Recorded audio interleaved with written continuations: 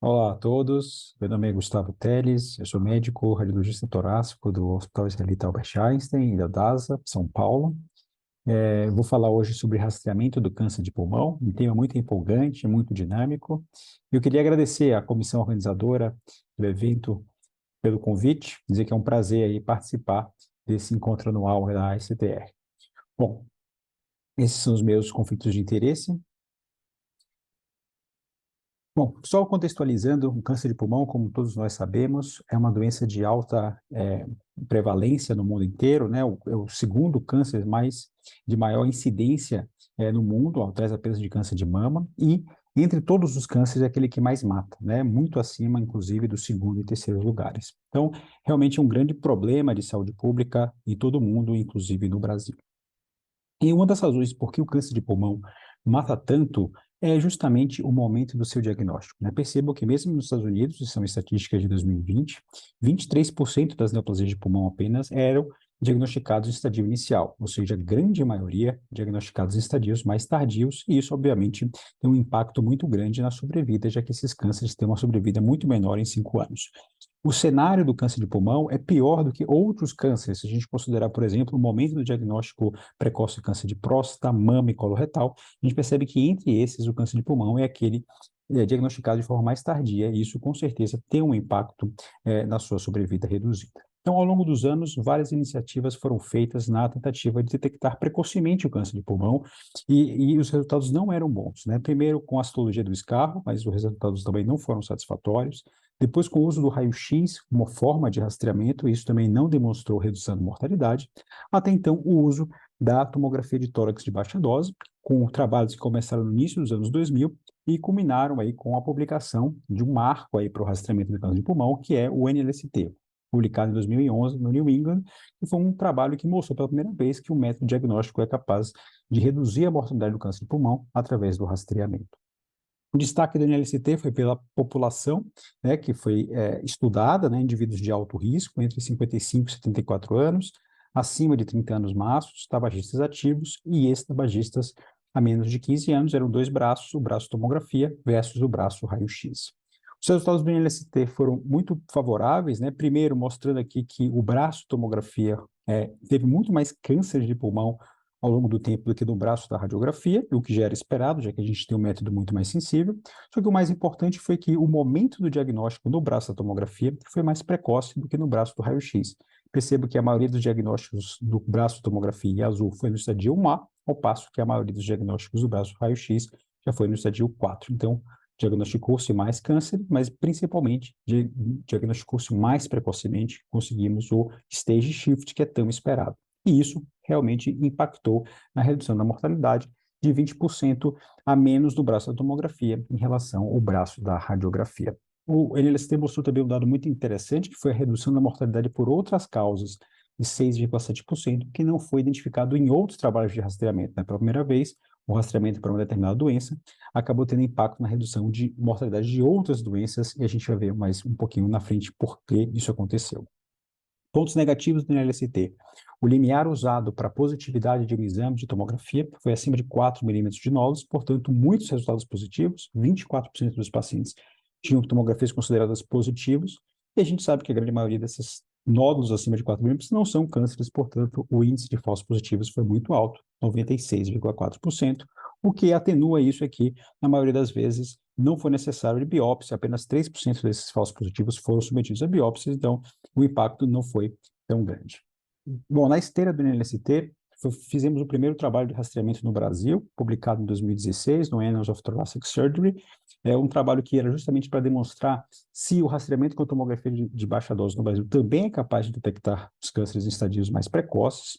A gente usou os mesmos critérios de inclusão do NLST e vimos uma taxa de positividade dos exames ainda maior que o NLST, usando aquele limiar de 4 milímetros para os nódulos.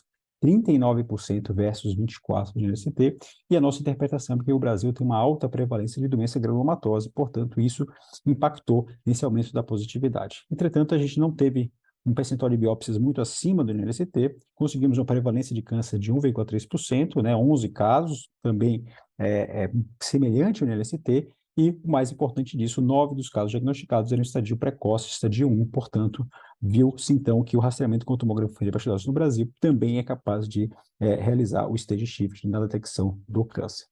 A mesma coisa aconteceu na Europa, vários trabalhos foram feitos em diferentes países, né, para demonstrar, então, a capacidade do rastreamento de câncer de pulmão de detectar mais câncer, de detectar mais precocemente.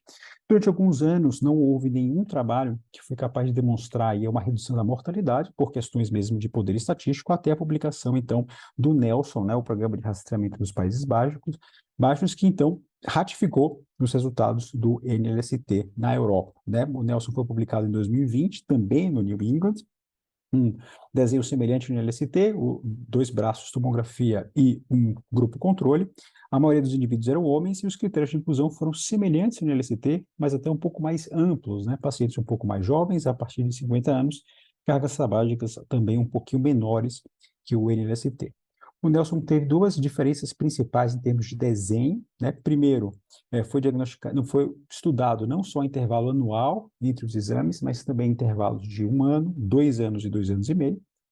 E o segundo ponto importante é que o Nelson não usou o diâmetro bidimensional do nódulo para sua classificação como NLST, e sim a volumetria do nódulo, de forma que a volumetria é usada tanto para classificar o exame entre negativo, indeterminado e positivo, mas também para, uma vez detectado um nódulo indeterminado, avaliar se houve ou não crescimento através do tempo de duplicação. Então, a volumetria era um ponto-chave aí no Nelson para a avaliação dos nódulos pulmonares. O Nelson, então, mostrou resultados também semelhantes ao NLST, ainda melhores, com uma redução da mortalidade de 24%, mostrou-se até um aumento ainda maior dessa redução em mulheres, né, embora isso não tenha sido visto no NLST, uma tendência aos resultados serem até mais favoráveis em mulheres, embora isso tivesse uma representação menor no estudo do Nelson.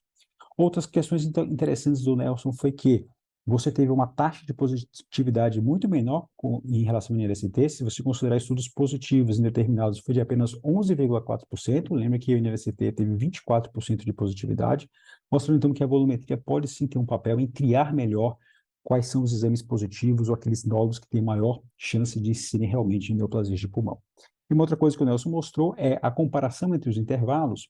Entre 1 ano e 2 anos houve poucas diferenças. Quando você considerou 2 anos e meio em relação ao ano, já viu-se, então, um aumento significativo dos cânceres de intervalo, aqueles que aparecem entre os exames. E muitas vezes esses cânceres de intervalo já tinham estadios mais avançados, então houve uma certa perda da questão da detecção precoce do stage shift, mostrando que você não pode aumentar muito o intervalo sob o prejuízo de reduzir aí a efetividade do rastreamento. Bom, esse aqui é uma revisão, né, que foi publicada em 2021 da Nature, mostrando então um panorama de vários trials que foram feitos aí nos anos 2000, né, mais de 20 anos de estudos aí mostrando então trials variados em vários países que o rastreamento com a tomografia de baixa dose é efetivo, inclusive na redução de mortalidade por 2 estudos randomizados.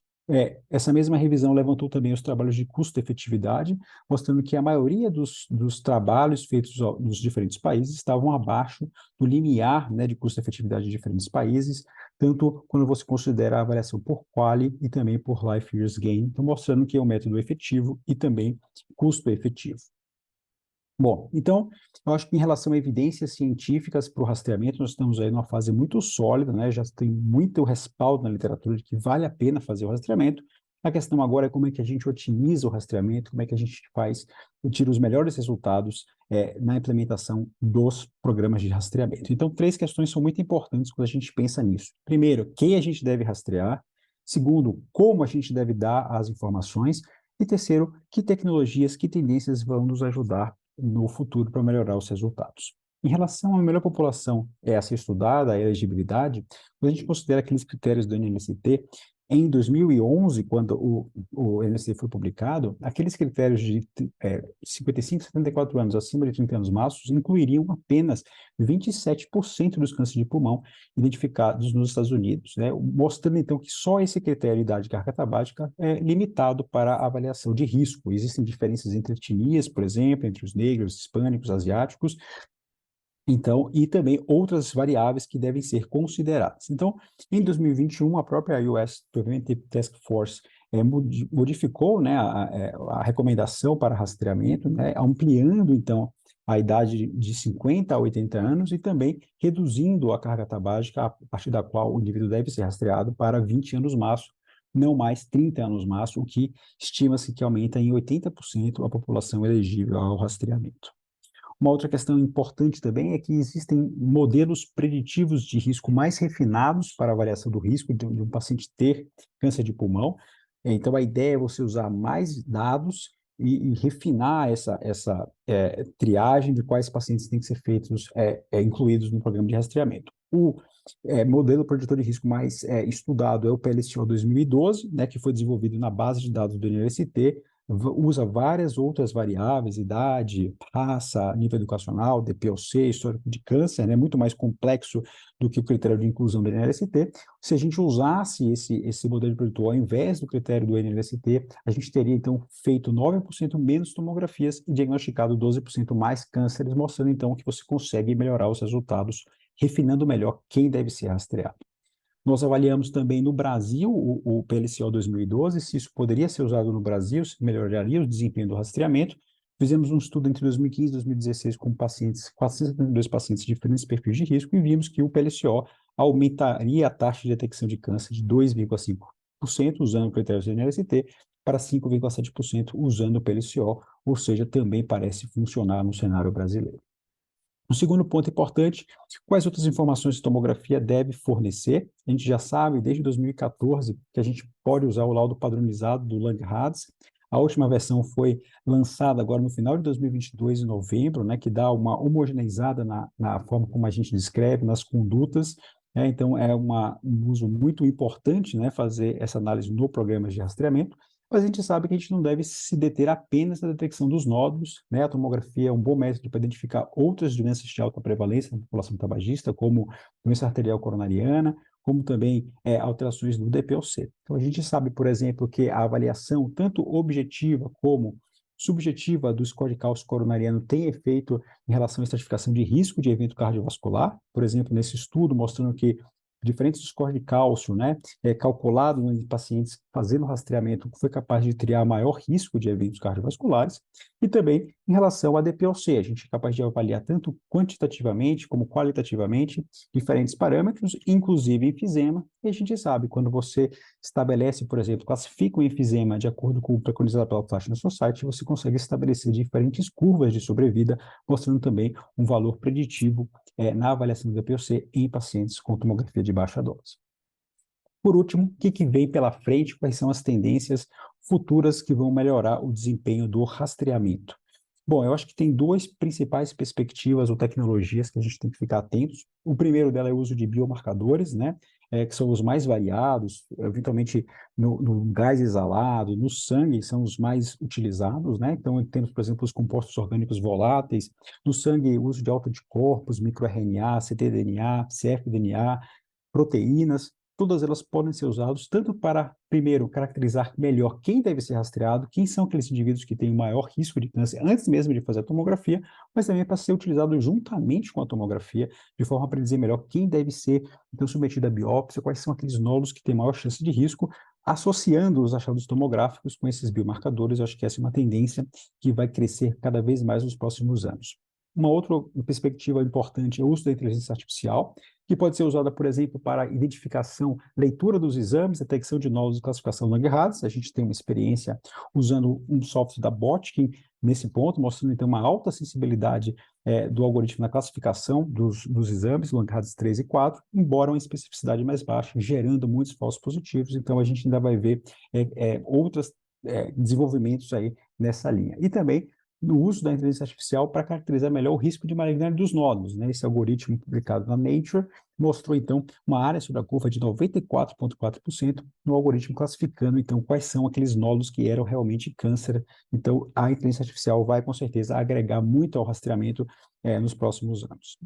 E por último, falando aí de perspectivas, eu acho que além de uso dessas novas tecnologias, a gente tem que ter em mente que a gente precisa fazer um esforço conjunto para aumentar o rastreamento de câncer de pulmão, que acaba sendo inferior a outros cânceres. Mesmo nos Estados Unidos, né, que tem uma estrutura maior, já estão há bastante tempo com um programa global de rastreamento, né, no país, o screening rate é em torno de 5,8%, ainda muito abaixo das outras neoplasias. A gente sabe que existem inúmeras dificuldades para implementar o rastreamento, como falta de informação, como falta de recursos, falta de profissionais.